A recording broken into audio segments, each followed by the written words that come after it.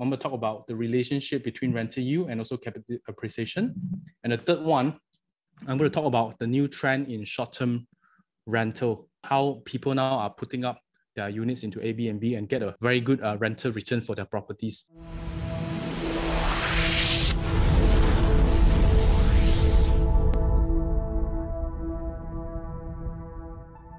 Now going to the first topic, which is the relationship between rental yield and capital appreciation. Why property will appreciate in price? I've been thinking about these questions for a long time. I understand this because it's affordable. You want your property to have value. You need someone in the market to be able to afford to buy your properties. What do you mean by whether I can afford or not? First, we need to look at these two things. One is initial capital. Second is a monthly investment. To buy a property, you need to get a loan. Okay, for most people, you get a loan, you need to pay 10% down payment.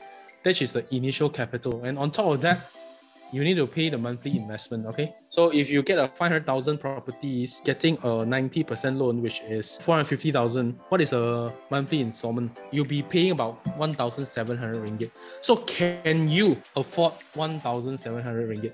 That is the question. If your next buyer can pay 1,700 a month, no issue, then he can afford. If you do a reverse calculation, then you can find out how much is the property worth. For example, if my rental is 2,000 ringgit, okay, I reverse calculate, my loan is 520,000 and my property price at 90% loan will be 577,000. So in fact, I tell you, if this property can be rented out at 2,000 ringgit, you can actually price it at 577,000. And then in the market, people will still buy. Okay, why? Because the rental can actually cover the installment. Imagine you are a tenant here, you are staying in this unit, you are paying 2,000 ringgit for the owners. If you want to stay for a long time, you might as well buy it for yourself because you're not paying the rental, you are paying for yourself. Eventually, you own the property. So now, you can do this. For example, what is your potential capital gain? You can actually get a feeling of what the rental rate right now is. You can rent it out.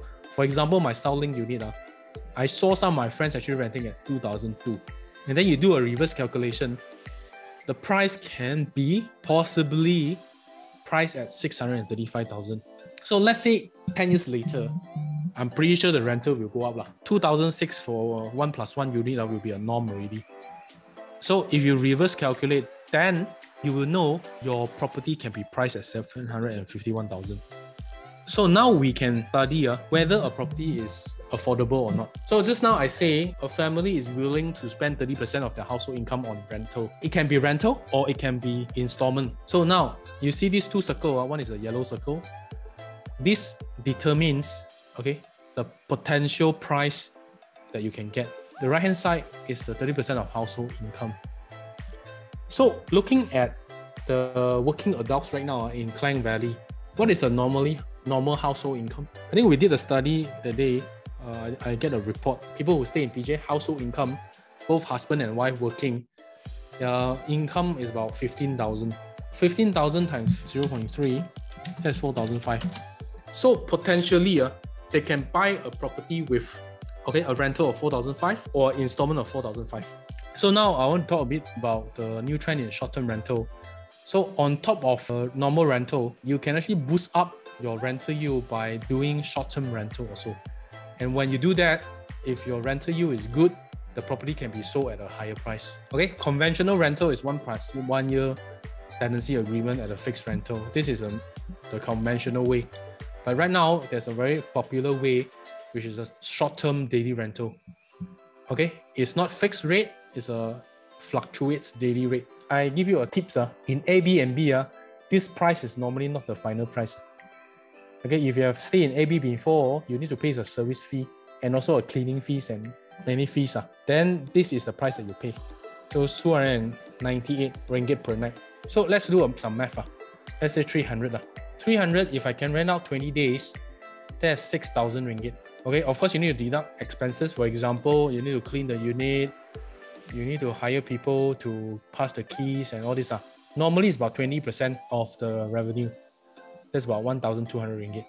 So your net profit is 4,800 ringgit. If you put your unit into AIRBNB and you run yourself, you'll be able to get 4,800 ringgit.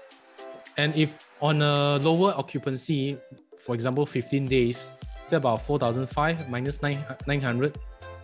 So your net profit about 3,600 ringgit. Then if you reverse calculate that property, the potential price can go up to 1 million if you can get 3,600 ringgit per month net income for that property. Okay, which makes sense because if you can get 3,600 ringgit and you own this property, in fact, you are paying nothing to own the property.